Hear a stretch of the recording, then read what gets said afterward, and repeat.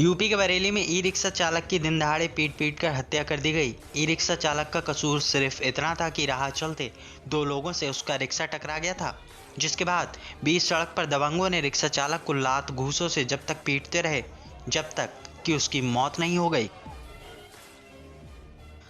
तस्वीरों में दिख रहा है फजरुद्दीन है जो अब इस दुनिया में नहीं रहा। 35 साल का फजरुद्दीन ई रिक्शा चलाकर अपने परिवार का गुजारा करता था। आज भी वो ई रिक्शा लेकर मजदूरी पर निकला हुआ था, तभी नेशनल हाईवे 24 पर बिथरी चैनपुर थाना क्षेत्र स्थित नरियावल में उसका रिक्शा दो लोगों से टकरा गया, जिसके बाद उन लोगों ने रिक्शा चालक को बीच सड़क पर लात घूंसों से बेरहमी से पीटा और जब तक उसको पीटते रहे जब तक कि उसकी मौत नहीं हो गई। सरेआम हुई ई रिक्शा चालक की हत्या से इलाके में सनसनी फैल गई है। परतारपुर गांव निवासी फजरुद्दीन के 4 छोटे छोटे बच्चे और पत्नी है। उसकी हत्या के बाद उसका परिवार पर दुखों का पहाड़ टूट पड़ा है। और ये मेरे भाई हैं, सगे तहर है, इनका नाम फजरुद्दीन है। मुझे पता लगा था नरियावल में इनको, मतलब ये ई रिक्शा चलाते हैं, टुक टुक वगैरह, और उसको चला के ये परिवार के बच्चे पालते हैं, अपने परिवार संभालते हैं।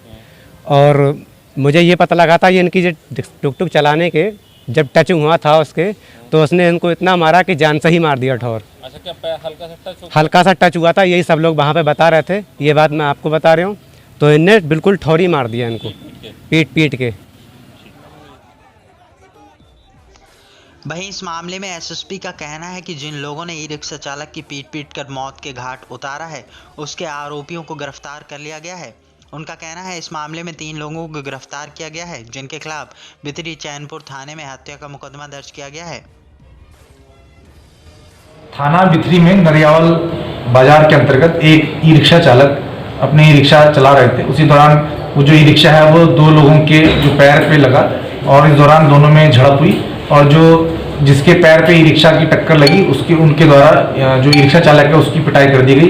जो ई रिक्शा चालक है उसको अस्पताल पहुंचा दिया गया, जहां पर उसकी मृत्यु हो चुकी है। इस पूरे प्रकरण में जो 3 लोग हैं जिनके ऊपर मारपीट का आरोप लगाया गया, तीनों ही को गिरफ्तार किया गया और उनके ऊपर 302 आईपीसी के अंतर्गत मुकदमा पंजीकृत करके उनको जेल भेजा जाएगा। कौन लोग हैं, कुछ जानकारी मिली है क्या? ये दोनों ही जो पक्ष हैं वो वहीं नरियावल में ही जो लोकल रहने वाले हैं और जो ई रिक्शा चालक है वो वहाँ पर ई रिक्शा चलाता था।